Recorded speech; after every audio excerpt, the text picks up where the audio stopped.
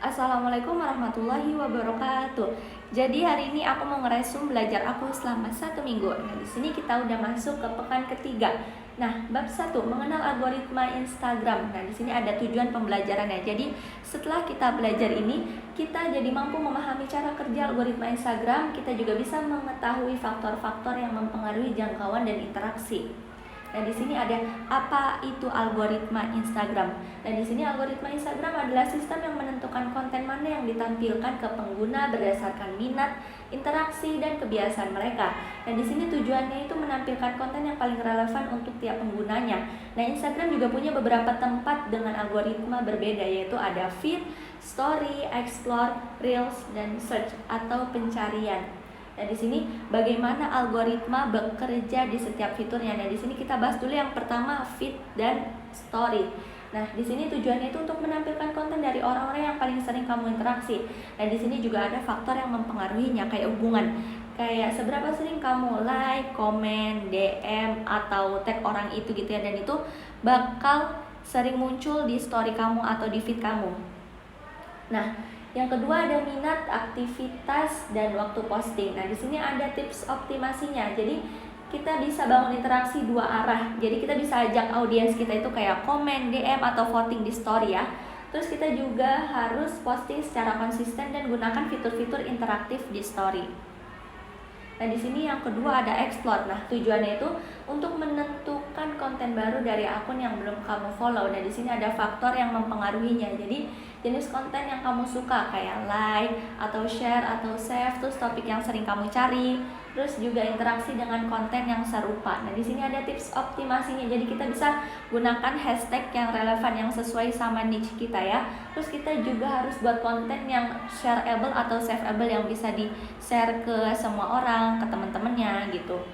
Terus kita juga gunakan caption yang memancing rasa ingin tahu. Jadi pakai caption yang buat audiens itu kayak kepo banget sama konten kita. Ketiga, ada reels.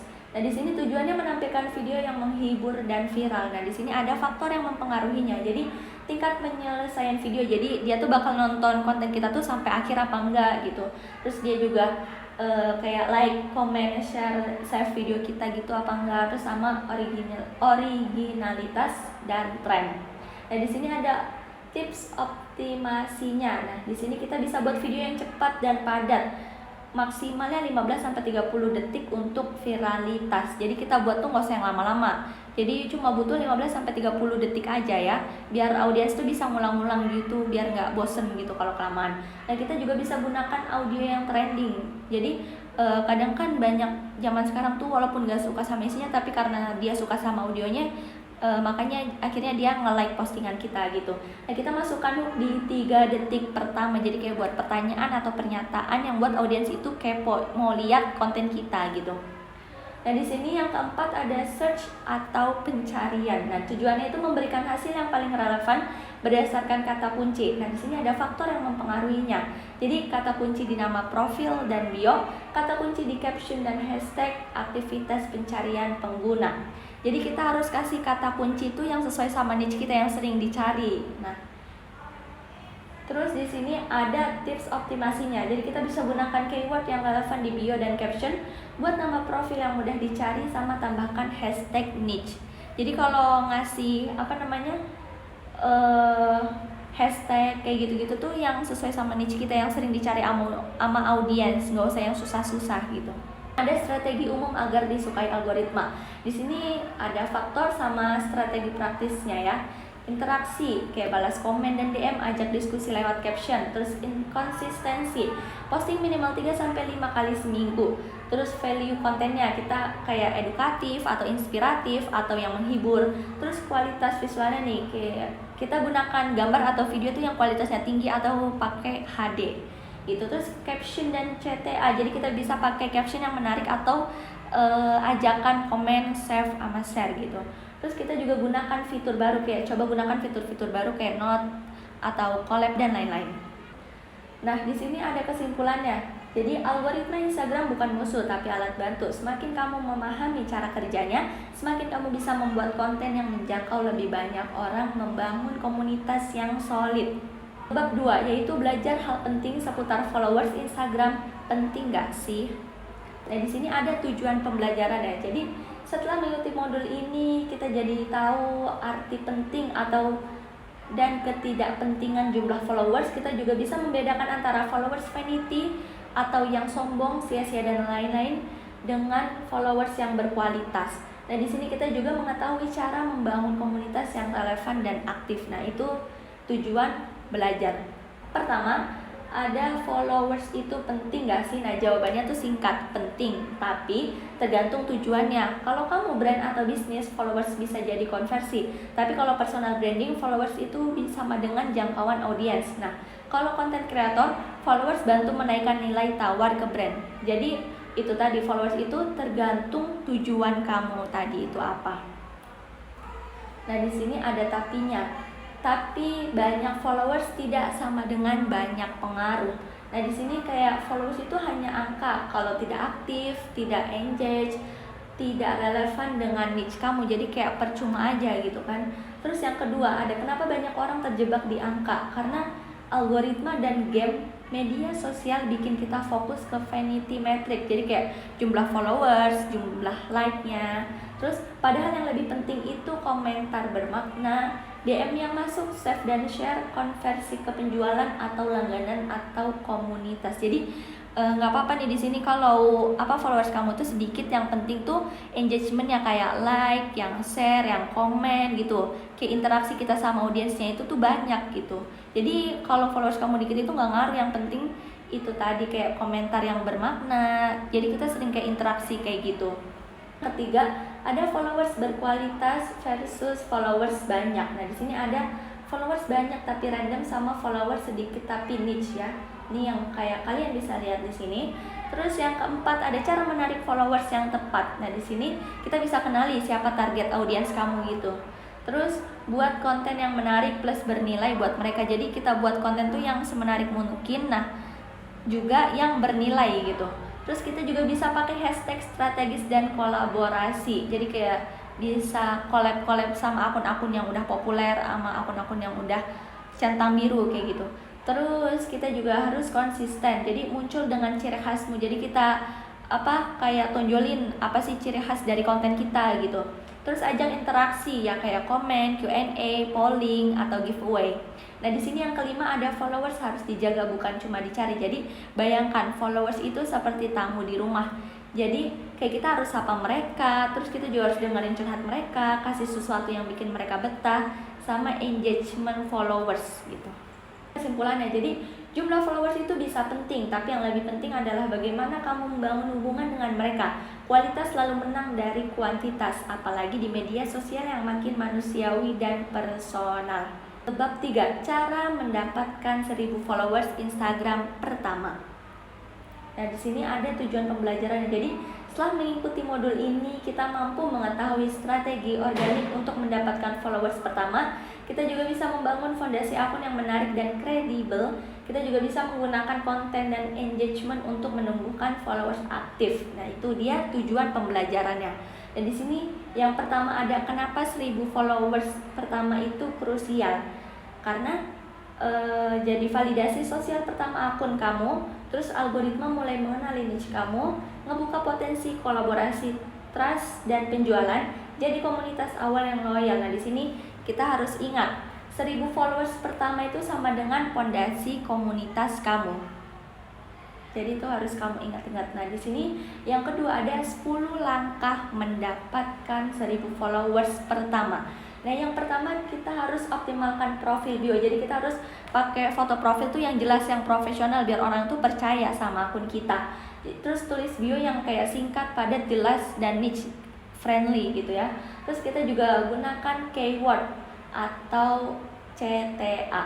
Nah, yang kedua tentukan niche dan persona. Jadi kayak siapa target followers kamu, terus apa masalah atau passion mereka, terus konten kamu juga harus relevan, kayak bukan campur aduk gitu. Jadi tentuin niche dan persona kamu. Terus yang ketiga, buat konten berkualitas dan konsisten. Nah, di sini jadi kita bisa gunakan kombinasi atau 4E itu. Kayak edukatif, menghibur, menginspirasi, meyakinkan. Jadi kayak nggak mengedukasi terus, jadi harus kita selang-seling biar audiensnya itu nggak bosen. Terus kita juga posting minimal 7 konten per minggu atau 1 kali sehari. Nah di sini yang keempat ada gunakan Reels dan Trend. Nah Reels itu menjangkau lebih luas bahkan ke non followers, apalagi di zaman sekarang Reels itu bisa menjangkau luas gitu ya, sampai ke yang non followers juga, bukan yang cuma followers doang. Terus kita juga bisa pakai audio trend plus edit yang clean dan tepat. Nah kita juga bisa gunakan hook 3 detik pertama buat menarik audiens buat nonton konten kita. Nah yang kelima kita bisa gunakan hashtag strategis, jadi kayak kita harus campurin hashtag niche umum dan komunitas. Nah, kita juga bisa gunakan 10-15 hashtag aja yang relevan. Nah, yang keenam ada kolaborasi dan tagging. Jadi kita bisa kolaborasi dengan akun-akun yang se-niche sama kita, sama akun-akun yang udah populer, yang udah centang biru gitu ya. Terus yang ketujuh ada aktif berinteraksi. Jadi kita bisa balas komen, DM gitu, atau aktif komen di akun orang lain biar orang tuh tahu ada akun kita gitu ya. Terus yang ke-8 ada analisis dan evaluasi. Jadi kita bisa gunakan Instagram Insight yang ada di dashboard. Kita bisa tahu kayak jangkauan, interaksi kita sama audiens, like-nya berapa, share-nya berapa, kayak gitu. Nah, di sini kita juga bisa lihat konten mana yang performanya bagus. Jadi kalau formatnya itu sukses, kita ulangi lagi. Tapi kalau gagal, berarti kita harus perbaiki dan kembangin konten itu lagi biar jadi lebih bagus, biar jadi lebih menarik. Nah, di sini yang ke-9 buat giveaway atau tantangan kecil. Jadi kayak tantangan yang relevan dengan audiens. Jadi kayak bukan cuma hadiah doang. Jadi bermanfaat buat audiens tapi dia juga menguntungin buat kitanya juga gitu kan. Terus yang ke-10 konsistensi dan sabar ya. Di sini growth itu bukan sulap tapi akumulasi. Jadi rata-rata akun butuh 3-6 bulan untuk stabil di angka 1000 followers. Jadi kayak tuh pengen buat akun tapi tuh pengen yang langsung cepet dapat 1000 followers gitu. Jadi kayak minimal tuh butuh 3-6 bulan ya, karena itu berproses. Terus di sini mindset itu followers datang karena value, bertahan karena koneksi.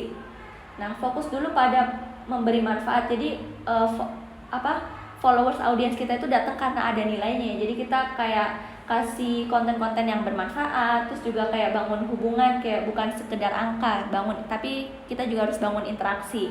Terus jadikan akunmu seperti rumah digital yang nyaman. Jadi kayak jadiin akun kamu tuh sebagai rumahnya, kayak tempat curhat ya, kayak aku bilang tadi. Jadi kita kayak harus nyambut dia dengan baik gitu. Nah, di sini ada kesimpulannya, mendapatkan 1000 followers pertama butuh strategi, konten, interaksi, dan konsistensi. Tapi yang paling penting, punya misi jelas kenapa kamu ingin dilihat orang. Bab 4. Berapa sering kita harus posting konten di sosial media? Nah, di sini ada tujuan pembelajarannya, ada 4 tujuan pembelajarannya. Kayak gitu. Terus di sini kenapa frekuensi posting itu penting? Karena algoritma butuh sinyal konsistensi, audiens butuh ritme untuk mengenali kamu, dan brand awareness dibangun lewat kehadiran yang stabil. Nah, di sini ada kata kuncinya. Jadi konten yang bagus tanpa konsistensi sama dengan dilupakan. Jadi di sini percuma ya. Kayak konten kamu tuh bagus tapi nggak konsisten, kan pasti audiens tuh lupa gitu kan. Terus konten yang rutin meski sederhana sama dengan diingat. Jadi nggak apa-apa di sini konten kamu tuh sederhana asal kamu rutin, asal kamu konsisten. Jadi kan audiens itu bakal ngingat kamu gitu. Terus di sini ada frekuensi ideal berdasarkan platform. Di sini ada platform minimal ideal sama maksimal disarankan. Ya, kalian bisa lihat ini ada Instagram, TikTok, Facebook dan LinkedIn, Twitter dan YouTube. Nah, di sini ada prinsip posting yang sehat. Jadi yang pertama ada kualitas lebih besar daripada kuantitas. Jadi lebih baik 3 konten kuat seminggu daripada 7 yang asal jadi. Terus yang kedua ada konsistensi itu lebih penting dari sering. Jadi posting 3 kali seminggu selama 6 bulan lebih efektif daripada 7 hari gas. Jadi kayak 7 hari gas tuh kayak buat konten tapi kayak asal-asalan kayak gitu kan. Terus 2 minggu hilang gitu. Terus yang ketiga libatkan audiens. Jadi kita bisa gunakan gunakan fitur kayak polling, Q&A dan komentar untuk tetap aktif walau tidak selalu posting. Nah, di sini ada faktor penentu frekuensi postingnya. Jadi yang pertama kita harus tujuan akunmu. Jadi kita harus tentuin tujuan akunmu. kayak branding atau edukasi atau jualan, itu kita harus tahu dulu. Terus kita juga yang kedua ada kapasitas produksi konten. Terus yang ketiga ada jenis konten utama, jadi kayak reels atau carousel atau video panjang. Nah itu di situ kita bisa ganti-ganti, jadi nggak kayak reels terus gitu kan, nanti audiens bosan, jadi kita bisa ganti-ganti. Dan di sini yang keempat niche dan audiens kamu, jadi kayak teach atau edukasi atau fashion. Di sini kita harus tentuin dulu. Next, di sini ada contoh jadwal posting 3-4 kali seminggu. Ini yang di Instagramnya. Di sini ada hari dan jenis kontennya. Nah, di sini kan kayak hari Senin tip edukatif, terus Rabu carousel inspirasi. Jadi kayak ganti-ganti biar audiens tuh nggak bosen gitu kan. Terus di sini ada tips konsistensinya. Jadi kita bisa buat bank ide konten minimal 30 ide. Jadi di sini kita buat kalender konten gitu biar enak, biar semuanya tuh udah terjadwal. Jadi kita tinggal buat aja gitu. Terus kita juga bisa gunakan tools seperti Trello, Notion, atau Google Calendar. Nah, di sini kita juga bisa gunakan fitur schedule, post, atau Meta Business, Creator Studio, dan lain sebagainya. Nah, di sini ada quote penutupnya. Jadi konsistensi kecil hari ini bisa jadi pengaruh besar besok. Nah, di sini kita masuk ke bab 5, pentingnya konsistensi dalam posting konten sosial media. Nah, di sini ada tujuan pembelajarannya. Kalian bisa lihat di situ. Next, di sini yang pertama, apa itu konsistensi? Jadi konsistensi dalam media sosial berarti muncul secara teratur dan relevan dalam rentang waktu tertentu dengan gaya dan nilai yang seragam. Jadi konsistensi tidak sama dengan setiap hari. Konsistensi sama dengan rutin dan bisa diandalkan. Nah, di sini yang kedua ada kenapa konsistensi itu penting? Karena untuk membangun kepercayaan. Jadi biar orang tuh lebih percaya sama akun-akun kita, akun-akun yang aktif, akun-akun yang rutin, yang sering muncul gitu kan. Nah, di sini konten konsistensi itu kamu dianggap serius dan profesional. Terus yang kedua ada menyenangkan algoritma. Jadi algoritma itu suka akun yang aktif dan rutin interaksi sama audiensnya. Jadi posting rutin itu sama dengan lebih sering direkomendasikan ke audiens baru. Jadi sering muncul gitu ya, kayak di-explore di beranda kayak gitu. Terus yang ketiga menumbuhkan brand awareness. Jadi semakin sering dilihat, semakin sering juga diingat. Terus top of mind. Jadi selalu ada di pikiran sama audiens karena itu sering muncul gitu kan. Terus yang keempat, melatih diri jadi kreator yang disiplin. Nah, konsistensi juga sama dengan latihan membentuk gaya, ritme, dan sistem kerja sendiri. Dan di sini yang ketiga, ada dampak konsistensi dalam angka. Nah, di sini ada contohnya. Di sini kalian bisa lihat ada periode, jumlah konten, followers, engagement rate. Nah, di bulan pertama, dia kan masih acak-acakan. Jumlah kontennya tuh 3 konten random, followersnya naik 15, terus engagement rate-nya 0,8%. Dan sini bulan keduanya dia udah konsisten, dan di bulan ketiganya dia udah konsisten plus interaktif ya. Jadi udah kelihatan nih kan agak meningkat gitu daripada sebelum-sebelumnya. Nah, di sini konsistensi bisa mempercepat pertumbuhan audiens dan keterlibatan aktif. Nah, di sini rumus engagement rate ER atau total engagement ditambah total reach dikali 100% atau ER itu sama dengan total engagement ditambah jumlah followers dikali 100%. Yang keempat ada tips menjaga konsistensi. Nah, jadi kita pilih frekuensi yang realistis ya. Nah, 3-4 kali seminggu udah cukup kalau konsistensi. Jadi kita bisa gunakan template konten agar lebih cepat dan seragam gitu kan. Terus juga siapkan konten cadangan biar nggak mendadak kayak gitu kan. Terus juga buat jadwal atau kalender konten mingguan biar semuanya udah terjadwal, udah tersusun, kita tinggal ngikutin aja gitu kan. Kapan mau postingnya, kapan mau ngeditnya kayak gitu. Terus kita juga bisa gunakan tools audio posting. Nah, di sini ada Meta Business, Creator Studio, Buffer, Letter.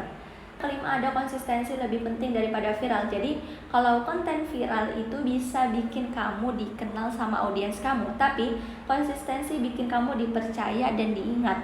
Tanpa konsistensi, audiens lupa, algoritma turun, reputasi nggak terbentuk. Jadi kita harus konsistensi. Jadi konsisten itu lebih penting daripada viral ya. Nah, di sini yang ke-6 ada studi kasus mininya. Jadi kayak seorang kreator edukasi finansial posting konsisten 3 kali seminggu selama 6 bulan. Nah, di sini followers naik dari 800 ke 12.000. Terus dia juga jadi bisa kolaborasi sama brand-brand yang populer, yang udah centang biru, yang udah terkenal gitu. Nah, engagementnya juga jadi meningkat 3 kali lipat. Bahkan satu posting viral muncul setelah bulan keempat. Nah, di sini bukan viral yang bikin konsisten, tapi konsisten yang membuat jalan ke viral. Nah, di sini penutupnya, mereka yang konsisten menang, bukan yang paling heboh. Media sosial bukan soal cepat, tapi soal bertahan dan diingat. Jadi kuncinya itu cuma satu, yaitu kita harus konsisten. Bab 6, ada lebih baik mana, konten carousel atau reels di Instagram tahun 2025. Dan di sini ada tujuan pembelajarannya, kalian bisa lihat ya. Terus di sini kita masuk. Yang pertama ada tren Instagram di tahun 2025. Jadi apa yang sedang naik daun di tahun ini? Reels tetap jadi konten paling diprioritaskan algoritma. Namun carousel kembali naik daun karena audiens suka konten yang bisa dibaca dan disimpan. Nah, Instagram makin fokus pada konten meaningful dan time spend, kayak yang menghabiskan waktu kayak gitu. Nah, di sini yang kedua ada perbandingan konten carousel dengan reels. Nah, di sini kalian bisa lihat ada aspek carousel sama reels. Jadi kayak format nih, buat carousel gambar atau statik geser, tapi kalau reels itu kayak video pendek hingga 90 detik. Nah, engagementnya kalau carousel banyak disimpan dan dibaca, tapi kalau reels itu kayak banyak dibagikan dan ditonton. Nah, cocok untuk, kalau carousel itu cocok untuk kayak edukasi, storytelling, atau listicle. Nah, kalau reels itu kayak tips cepat, trend, behind the skin. Nah, di sini algoritmanya kalau carousel tidak sekuat reels, tapi kuat di save dan explore. Tapi kalau reels itu kan lebih diprioritaskan oleh algoritma. Nah, di sini editing kalau di carousel itu bisa desain di Canva atau di Figma. Kalau di reels butuh edit video dan audio. Nah, durasi efeknya kalau carousel tahan lama atau evergreen. Nah, di sini kalau reels sering viral tapi cepat tenggelam. Interaksi kalau carousel itu slide demi slide, tapi kalau reels visual dan audio langsung nendang. Nah, di sini ada perbedaan ya antara carousel dan reels. Yang ketiga, mana yang lebih baik? Jawabannya tergantung tujuan. Nah, di sini tujuan utamanya, di sini ada tujuan utama dan rekomendasi. Nah, tujuan utamanya misalkan edukasi mendalam, rekomendasinya carousel.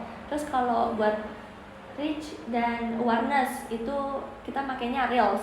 Nah, kalau menjual produk atau jasa kita bisa kombinasi reels atau awareness plus carousel atau penjelasan. Nah, di sini kita juga bisa bangun branding. Kalau bangun branding itu keduanya itu perlu, jadi sama-sama dibutuhkan gitu. Nah, di sini yang keempat ada strategi kombinasi terbaik 2025 edition. Jadi untuk hasil maksimal kamu tidak perlu memilih salah satu, tapi kombinasikan dengan cerdas. Jadi kita bisa kombinasiin keduanya, tergantung kitanya ya. Contoh strategi mingguan yang kalian bisa lihat, ada hari konten sama format. Jadi kayak hari Senin tips edukasi ringan, terus formatnya carousel, terus Rabunya reels trending plus hook kuat, terus formatnya reels. Jadi kayak beda-beda biar audiensnya tuh nggak bosen gitu kan. Terus di sini yang kelima ada tips reels dan carousel di tahun 2025. Nah, di sini ada tips reelsnya nih, kayak hook 3 detik pertama tetap krusial, terus subtitle wajib, banyak pengguna nonton tanpa suara. Jadi kalau si pengguna itu nonton tanpa suara kan kita bisa kasih subtitle di bawahnya gitu ya. Terus gunakan tren audio lokal atau voice over personal. Nah, di sini ada tips carousel. Kita bisa gunakan slide pertama sama dengan harus eye catching atau judul clickbait plus visual menarik. Nah, di sini kita juga bisa beri nilai setiap slide, bukan cuma estetika. Jadi kita harus kasih nilai gitu ya per slide-nya kayak gitu. Terus slide akhir ajakan simpan atau share. Jadi kayak call to action ya, mengajak audiens tuh melakukan sesuatu gitu. Terus di sini yang keenam ada studi kasus mini ya. Kreator A menggunakan hanya reels itu dia jadi cepat viral, tapi engagement turun di minggu kedua. Nah, kalau kreator B pakai kombinasi reels untuk awareness, carousel untuk edukasi, followers naik konsisten plus audience loyal. Nah, di sini ada perbedaannya ya. Kalau kita cuma pakai reels itu gimana, sama kalau kita pakai kombinasi kedua itu antara reels dan carousel. Ya, di sini kesimpulannya di 2025 reels sama dengan jangkauan, carousel sama dengan kedalaman. Kalau ingin dikenal luas itu kita pakainya reels, tapi kalau ingin dipercaya dan diingat kita bisa pakai yang carousel. Nah, jadi gunakan keduanya sesuai kebutuhan dan strategi jangka panjang. 7. Ada cara agar Reels banyak yang nonton atau views meledak di Instagram. Nah, di sini ada tujuan pembelajarannya, kalian bisa lihat ya kayak gitu. Terus di sini yang pertama itu ada memahami algoritma Reels di tahun 2025 ini. Jadi kayak explore page atau jelajah, terus step Reels kayak pencarian dan swipe, sama suggested atau sugesti konten di home feed. Terus di sini algoritma mempertimbangkan interaksi kayak like, comment, share, sama tontonnya tuh kayak diulang-ulang gitu. Terus waktu tonton atau view durasinya, sama hook di awal kayak 3 detik pertama itu tadi, sama konsistensi akun. Jadi kita harus konsistensi. Yang kedua ada 7 cara agar Reels itu banyak ditonton. Nah, di sini yang pertama hook di 3 detik pertama. Jadi kita bikin orang itu berhenti scroll dalam 3 detik pertama. Kayak contoh hooknya kayak kenapa Reels kamu sepi? Ini alasannya. Jadi kita buat kayak pertanyaan atau pernyataan yang buat audiens itu kepo ya. Nah, di sini yang kedua kita bisa gunakan tren tapi modifikasi kayak cek audio yang lagi ramai di Reels. Jadi jangan asal ikut tapi sesuaikan dengan niche kamu juga gitu kan. Sama kita bisa tambahkan pesan atau twist unik atau kejutan di akhir konten kamu. Nah, di sini yang ketiga kita bisa gunakan subtitle atau teks. Jadi banyak penonton tanpa suara, jadi kita bisa kasih subtitle di bawahnya gitu kan. Nah, di sini juga gunakan teks besar dan mudah dibaca, dan letakkan teks secara strategis atau hindari sisi atas dan bawah karena tertutup Instagram. Nah, di sini yang keempat ada buat konten bisa ditonton ulang. Jadi konten yang bikin orang itu akan didorong jauh oleh algoritma. Jadi kayak nonton 2 kali atau mencatat atau di pause untuk membaca. Terus yang kelima ada durasi efektif. Nah, di sini ada durasinya 7 sampai 15 detik atau 30 detik maksimal ya. Short form lebih unggul kalau bisa bikin orang itu nonton sampai habis ya, sama dengan naik. Nah, di sini yang keenam ada caption pendek, jadi plus CTA atau call to action. Jadi setuju tulis di komen, simpan biar gak lupa, tag teman kamu yang butuh ini. Nah, jadi kita juga harus pakai caption pendek yang mengajak audiens itu melakukan sesuatu. Nah, di sini yang ketujuh upload dengan kualitas tinggi. Jadi kayak pakai yang jelas ya, yang jernih biar audiensnya itu juga tertarik gitu, biar enak kan. Kalau kayak jelek kerusuk kan pasti audiens males nontonnya. Jadi kayak kita bisa pakai HD ya, kayak gitu. Jadi jangan yang blur gitu, terus sama kalau ada watermark kalau bisa dihilangin gitu kan. Nah, di sini yang keempat ada hal yang harus dihindari, opening lambat, video gelap atau pecah, konten acak tanpa niche, sama caption panjang dan tidak jelas. Nah, di sini ada strategi posting Reels yang konsisten. Kalian bisa lihat di sini ada hari, jenis konten, tujuan. Kayak Senin tips cepat atau 7 detik. Nah, tujuannya kan buat di shareable gitu dan ringan. Ya, dan selanjutnya kalian bisa lihat gitu.